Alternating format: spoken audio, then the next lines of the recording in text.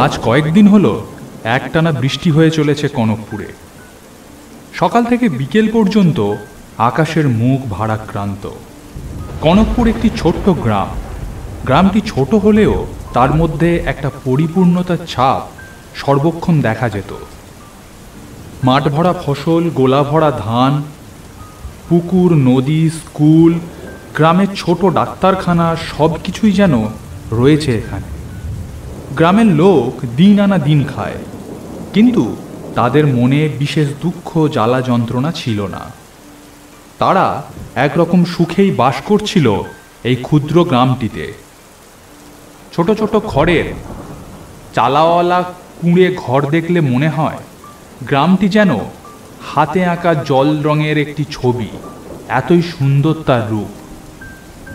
এই গ্রামে মধু বলে একটা লোক বাস করত। মধু বড় ভালো মানুষ ছিল। তার ধর্ম, কর্তব্য, জ্ঞান দেখে গ্রামের লোক তাকে খুব ভালোবাসত। কনকপুর গাঁয়ে একটি ছোট্ট বাজার ছিল। সেখানেই মধুর একটা দোকান ছিল, চাল, ডাল, তেল, মশলার। প্রতিদিন সকালে উঠে সে দোকানে যেত আর সন্ধ্যের পর ফিরে আসতো। এমন করে দোকান, স্ত্রী, সংসার সব মিলিয়ে সুখেই দিন কাটছিল মধুর। আজ সকালবেলা মধু উঠে দেখল বিগত কয়েকদিনের মতো একইভাবে অঝোর নয়নে বৃষ্টি হয়ে চলেছে। ঝিমঝিম করে একটানা বৃষ্টি হতে হতে বৃষ্টির শব্দ যেন একটা বাদ্যযন্ত্রের মতো শোনাচ্ছে। কখনো যেন তার সুরের ঝংকার বেড়ে উঠছে, আবার কখনো খুব মৃদু সুরে এক নাগাড়ে বেজে চলেছে। খুব মাঝে মাঝে বিদ্যুৎ চমকাচ্ছে, তার সাথে শোনা যাচ্ছে হালকা মেঘের গুড়গুড় শব্দ। কালচে মেঘ সূর্য ঢেকে রেখেছে, তার ফলে চারিদিক দিনের বেলাতেও নিঝুম হয়ে আছে। মধু সকালে জল খাবার শেষ করে ঘরের বারান্দায় দাঁড়িয়ে বৃষ্টি দেখছিল, আর হাতে গরম চায়ের গ্লাসে অল্প অল্প চুমুক দিচ্ছিল। শরীরটা একটু গরম করে নেওয়া প্রয়োজন। আবার এক্ষুনি তাকে দোকানের উদ্দেশ্যে বেরোতে হবে এই বৃষ্টির মধ্যে। সকালে বাজার থেকে ফেরার সময় মধু ভেবেছিল, আজ দোকান কি খুলবে, যা বৃষ্টি লেগেছে। তারপর ভাবল, না যাই, যদি 2 পয়সা হয়। চা শেষ করেছে এমন সময় গিন্নি এসে বলল, আজ দোকান থেকে ফিরলে তোমার জন্য কি রান্না করে রাখবো? দেখলে না, বাজার থেকে ইলিশ নিয়ে এসেছি। এই বর্ষার ওয়েদারে ইলিশ জমে যাবে, বুঝলে? তা এনেছো, কিন্তু সেটা কি সর্ষে দিয়ে রাখবো না বেগুন আলু দিয়ে ঝোল করবো? আরে না না, ওসব চলবে না। ইলিশ মাছটা দেখেই মনে হচ্ছিল খিচুড়ি দিয়ে ইলিশ মাছ ভাজা একেবারে জমে যাবে। তুমি বরং তাই করো, খিচুড়ি আর ইলিশ মাছ ভাজা। এই বৃষ্টির ওয়েদারে সঠিক আয়োজন। আর 2-3 দিন ধরে যা বৃষ্টি লেগেছে, খিচুড়ি না খেলে যে বৃষ্টির অপমান হবে। তুমি খিচুড়ি রাঁধো, দোকান থেকে ফিরে জমিয়ে খাবো। এই বলে মধু আর দেরি না করে দোকানের উদ্দেশ্যে বেরিয়ে পড়ল, ছাতা মাথায়। লাল কাঁকড় বিছানো মাটির ওপর দিয়ে হেঁটে যাচ্ছিল মধু। কিছু কিছু জায়গায় মাটি ভিজে কাদা সৃষ্টি হয়েছে, আবার কিছু কিছু জায়গায় জল জমে জমে রাস্তার মাঝখানে ছোট ছোট পুকুরের সৃষ্টি করেছে। এই সব কিছুকে নানান কৌশলে পার করে চলেছে মধু। গাছের মাথার সবুজ রঙও কালচে মেঘের কাছে ফিকে দেখাচ্ছে। বৃষ্টির কারণেই সম্ভবত রাস্তায় লোকজন একটু কম। পুকুর, নদী, নালার পাশ দিয়ে যাওয়ার সময় নানান রকম মাছ জলে লাফিয়ে পড়ছে, প্রায় তাদের শব্দ শোনা যাচ্ছে। চারিদিক হঠাৎ করে দেখলে মনে হয় আকাশ থেকে কোনো কালো ছায়া পৃথিবীতে নেমে এসেছে। পৃথিবীকে আচ্ছন্ন করে রেখেছে সেই ছায়া। হাঁটতে হাঁটতে মধু ভাবছিল, সত্যি তার গিন্নিটি বড় ভালো। না তো তার খাওয়া দাওয়া নিয়ে একটু বায়না আছে, মানে এক কথায় সে ভোজন রসিক। যখন তখন নানান রকম মাছ নিয়ে এসে হাজির করে মধু। সেগুলো কাটতে, রান্না করতে বেশ সময় গেলেও তার গিন্নি কখনো তার উপর রেগে যায় না। এই আর 10টা বাড়ির মতো এত মাছ তুমি কেন এনেছো, কে কাটবে, এই নিয়ে ঝগড়া করে না। আর 10টা ঘরের কথা সে তো বাজার হাটে শোনে, তাদের সংসারের একটু বেশি মাছ, একটু বেশি সবজি কেনা নিয়ে রীতিমতো ঝগড়া লেগে যায়। এই যেমন আজকের কথাই ধরা যাক, আজ যে সে ইলিশ মাছটি নিয়ে এলো, তার বউ বলতেই পারত এত বৃষ্টির মধ্যে কেই বা কাটবে, আবার কেই বা পুকুর ঘাটে ধুইতে যাবে, এই বৃষ্টির মধ্যে তার থেকে সাদামাটা কিছু খেয়ে নাও। কিন্তু মধু জানে তার স্ত্রী তাকে ভালোবাসে, সে যা খেতে চায় তাকে সবটাই করে খাওয়ানোর চেষ্টা করে, এবং মধুও তাকে ভালোবাসে। বিয়ের এত বছর পরেও সন্তান না হওয়ায় তাদের এই ভালোবাসা কিছুমাত্র কমে যায়নি। এই যে মধু হুকুম করে এসেছে সে খিচুড়ি আর ইলিশ মাছ ভাজা খাবে, তার গিন্নি যত কষ্টই হোক না কেন ঠিক তার জন্য খাবার তৈরি করে হাসি মুখে বসে থাকবে। সত্যি এ ব্যাপারে সে বারংবার ভগবানকে ধন্যবাদ দিতে লাগলো যে আর 10টা বাড়ির মতো তার গিন্নিও বদমেজাজি বা ঝগড়ুটে ধরনের নয়। এইসব কিছু ভাবতে ভাবতে একসময় সে দোকানের কাছে পৌঁছে গেল। দোকান খুলে সমস্ত মালপত্র সাজিয়ে গুছিয়ে নিয়ে বসলো দোকানদারি করতে। দোকানে বসে বসে কেবলই তার হাই উঠতে লাগলো। এমন দিনে কাজকর্মের শক্তি একেবারেই থাকে না, খদ্দের পত্র নেই বললেই চলে। মধু বসে বসে ভাবতে লাগলো একেবারে বিক্রিপাটা নেই, কেনই যে সে এলো দোকান খুলতে। এমন দিনে তার চেয়ে বাড়িতে বসে খিচুড়ি খেয়ে লম্বা ঘুম দিলেই ভালো হতো। এমন করে বেলা গড়িয়ে দুপুর 2:30-3টে বাজলো। দোকানে বসে বসেই মধুর ঝিমঝিম ভাব আসছিল, চারিদিকে স্যাঁত স্যাঁতে ভাব। একটু গুটিসুটি মেরে মধু বসেছিল, হঠাৎ চারিদিকের দোকানপাট যেন কেঁপে উঠল একটা কান ফাটানো বাজের শব্দে। মধু চমকে উঠে নিজেকে সামলে নিল, কাছেই কোথাও বাজ পড়েছে। বাপ রে, কি তার আওয়াজ!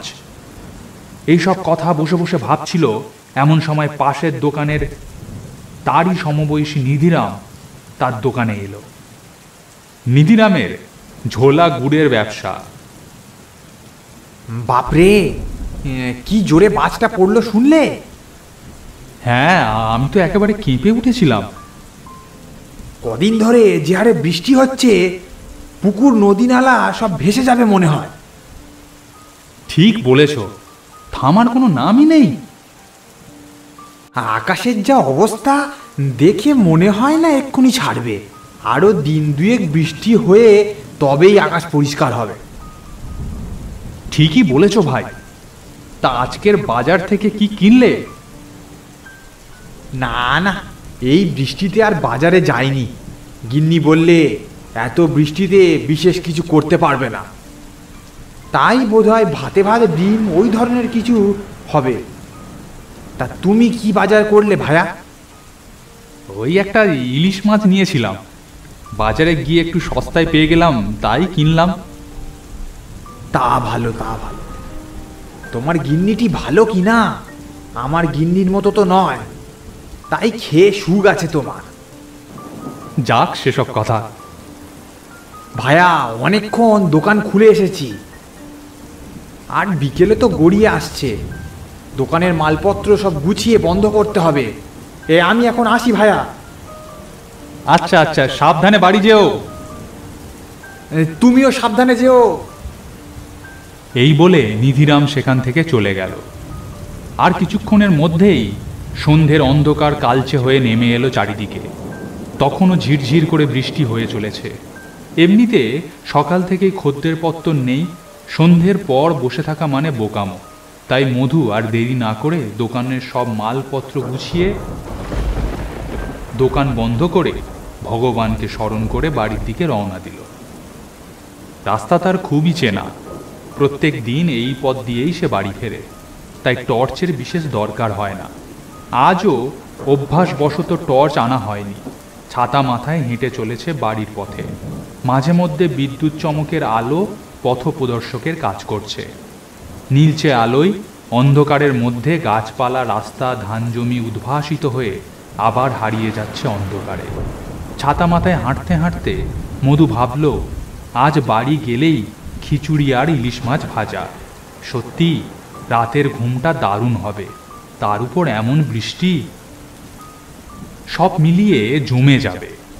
এই সমস্ত ভালো ভালো খাবারের কথা ভেবে মধু হাঁটার গতি একটু বাড়িয়ে দিল।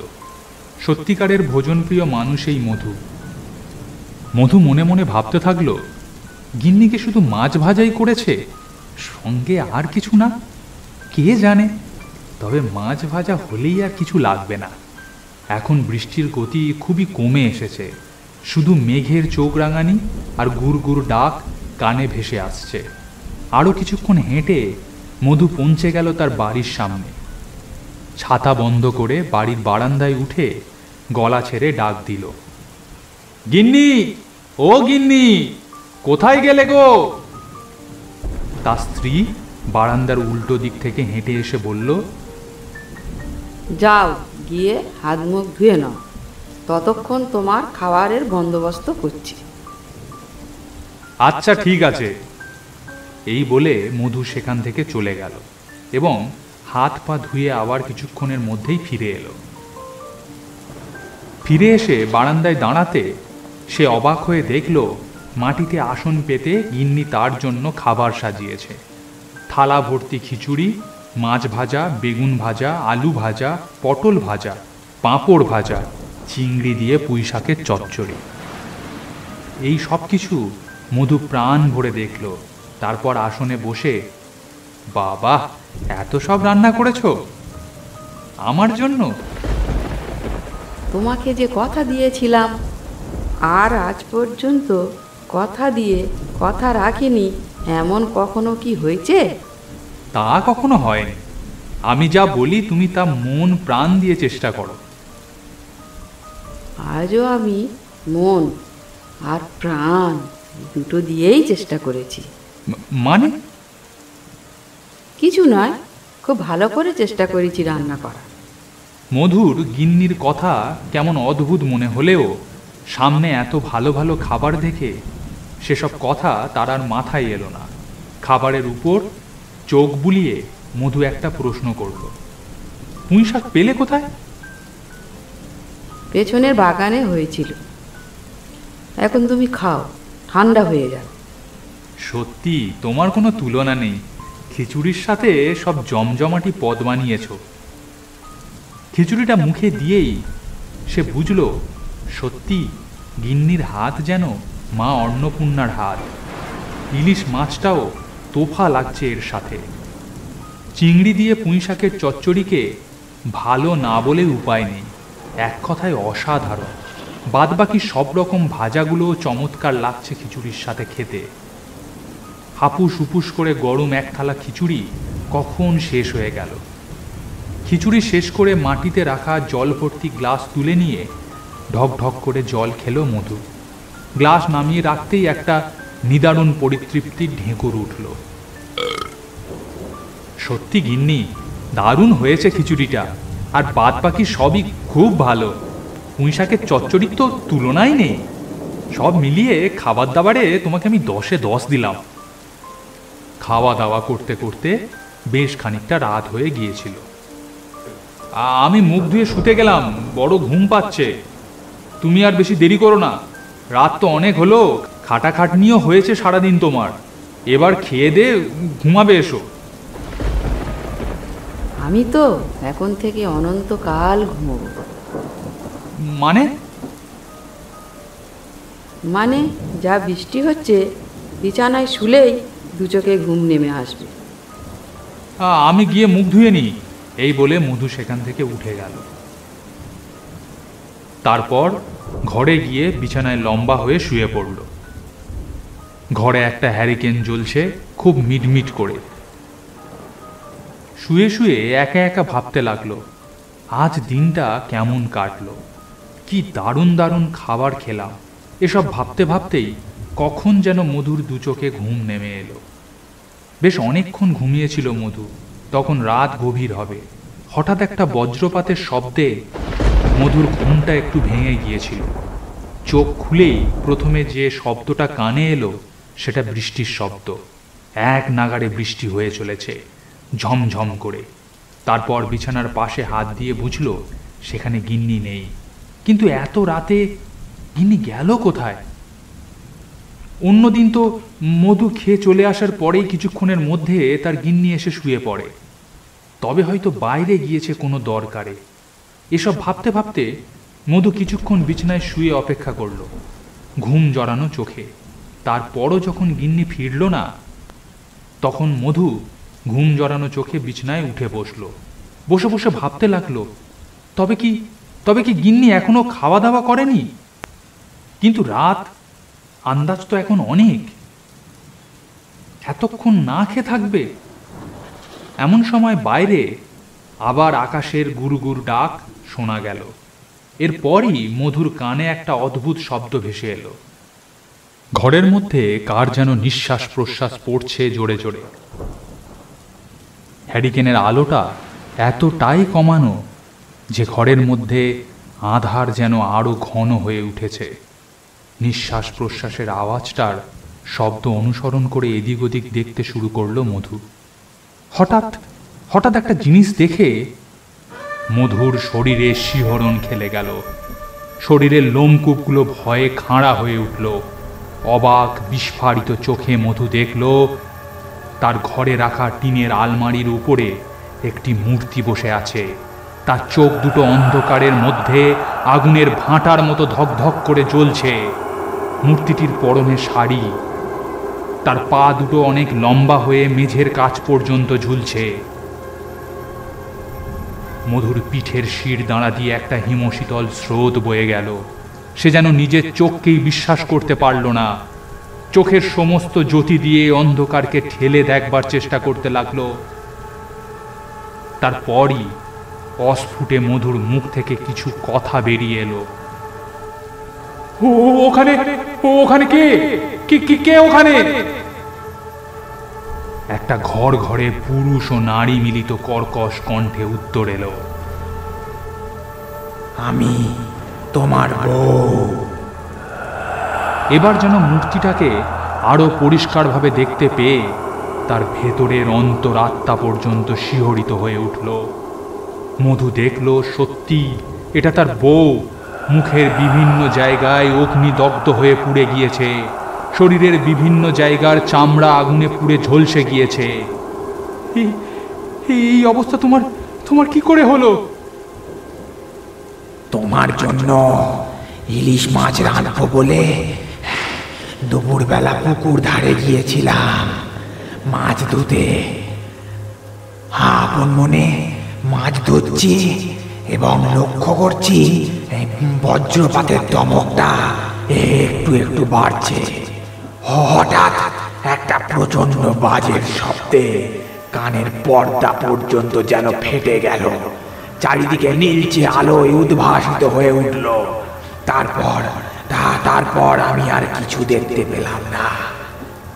সেই শব্দ এবং নীলচে আলোর তেজ যখন কমে গিয়ে চারিদিক আবার স্বাভাবিক হয়ে এলো, তখন দেখলাম পুকুর পাশের নারকেল গাছটার মাথায় বাজ পড়েছে। অমন বড় নারকেল গাছটা দাউ দাউ করে জ্বলছে এই বৃষ্টির মধ্যে। তারপরেই দেখলাম আমার দেহটা মাটিতে পড়ে আছে। আমার মুখ চোখ দেহের সমস্ত জায়গা ঝলসে গিয়েছে সেই বাজের আগুনে। কিন্তু তোমাকে কথা দিয়েছিলাম খিচুড়ি আর মাছ ভাজা রেঁধে খাওয়াবো, তাই তো যেতে পারিনি। তোমাকে খাইয়ে তবেই শান্তি।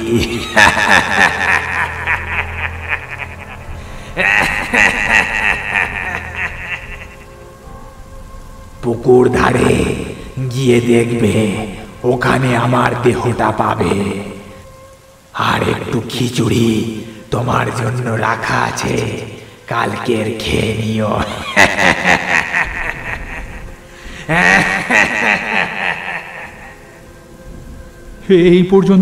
এই পর্যন্ত বলে মূর্তিটা চোখের সামনে থেকে মিলিয়ে গেল।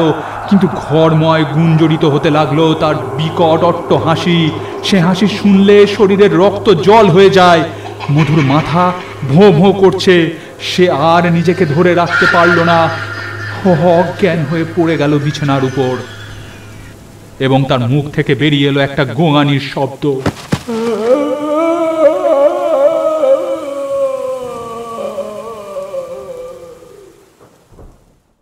পরদিন সকালে বৃষ্টি কেটে গিয়ে ভোরের প্রথম আলো ফুটল। তখনই মধুর জ্ঞান ফিরে এলো। ধীরে ধীরে বিছানায় উঠে বসে সে প্রচণ্ড দুঃখে কাঁদতে লাগলো আর বলতে লাগলো, তুমি তুমি কিভাবে, তুমি এভাবে আমাকে ছেড়ে চলে গেলে গিন্নি, তুমি এভাবে আমাকে ছেড়ে চলে গেলে। হায় ভাই ভগবান, এই কি তোমার মনে ছিল? তারপর পুকুর পাড় থেকে তার গিন্নির আগুনে ঝলসানো দেহ পাওয়া গেল। পাড়া প্রতিবেশী সবাই মিলে সেই মৃতদেহটিকে সৎকার করল। মধু মন থেকে খুব ভেঙে পড়েছিল। এরপর সে গ্রামে মধুর মন টিকল না। সব কিছু ছেড়ে সে তীর্থ করতে বেরিয়ে পড়ল একটু শান্তির খোঁজে। গল্পটি ভালো লাগলে একটি লাইক করুন। এরকম আরও গল্প দেখতে চাইলে চ্যানেলটি সাবস্ক্রাইব করে পাশের বেল বাটনটি প্রেস করে দিন, কারণ ভবিষ্যতে এখানে আরও এরকম গল্প আসতে চলেছে।